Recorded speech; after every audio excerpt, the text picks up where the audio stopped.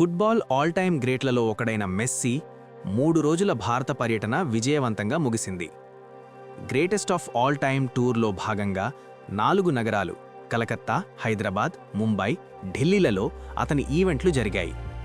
స్వయంగా మెస్సీని మైదానంలో చూసిన అభిమానులు పులకించిపోయారు. అర్జెంటీనాలో మాత్రమే కాదు, ప్రపంచవ్యాప్తంగా అతనికి కోట్లాది మంది అభిమానులున్నారు. ఇక భారత్లో కూడా అతనికి ఎంత ఫాలోయింగ్ ఉందో అందరూ ప్రత్యక్షంగా చూశారు. స్వయంగా తెలంగాణ ముఖ్యమంత్రి రేవంత్ రెడ్డి హైదరాబాదులో ఉప్పల్ స్టేడియంలో ఫుట్బాల్ మ్యాచ్ ఆడి అందరిలో జోష్ నింపాడు. మెస్సీతో కలిసి ఫోటోలు దిగడం కోసం, అతనితో షేక్ హ్యాండ్ కోసం రాజకీయ నాయకులు, సెలబ్రిటీలు, కార్పొరేట్ దిగ్గజాలు, సినీ తారలు తపించిపోయారు. మెస్సీ షేక్ హ్యాండ్ కోసం ₹1 కోటి వరకు ఇచ్చారంటే భారత్లో అతనికి ఎంత క్రేజ్ ఉందో అర్థమవుతోంది. అయితే అతని ఈవెంట్లు జరిగిన 4 నగరాలలో ఒకచోట కూడా అతను అభిమానుల కోసం ఎగ్జిబిషన్ మ్యాచ్ ఆడలేదు సరికదా, కనీసం సెమీ సీరియస్ తరహా ఆటను కూడా చూపించలేదు.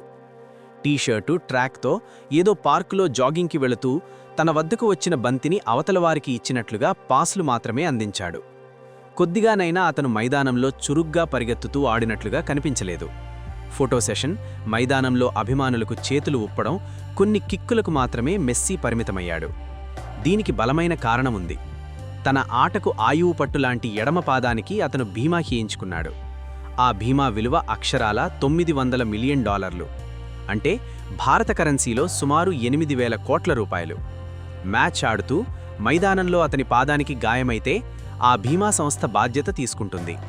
అయితే ఈ బీమాలో ఉన్న షరతుల ప్రకారం ఇది అర్జెంటీనా జాతీయ జట్టు లేదా తన క్లబ్ ఇంటర్ మయామీ తరపున ఆడుతున్నప్పుడు మాత్రమే ఈ బీమా సౌకర్యం వర్తిస్తుంది.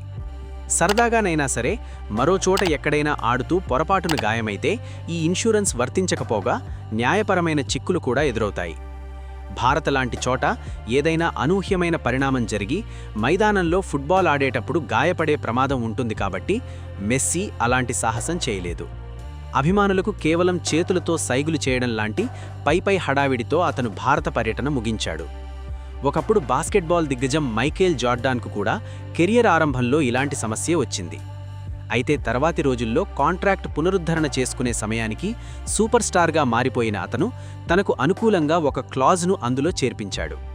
లవ్ ఆఫ్ ద గేమ్ అంటూ తాను ఎప్పుడైనా ఎక్కడైనా తనకు నచ్చినట్టుగా ఆడతానని, ఎలాంటి షరతులు పెట్టరాదని, మామూలు మ్యాచ్లో గాయపడినా బీమా చెల్లించాల్సిందే అని అతను ఒప్పందం చేసుకున్నాడు.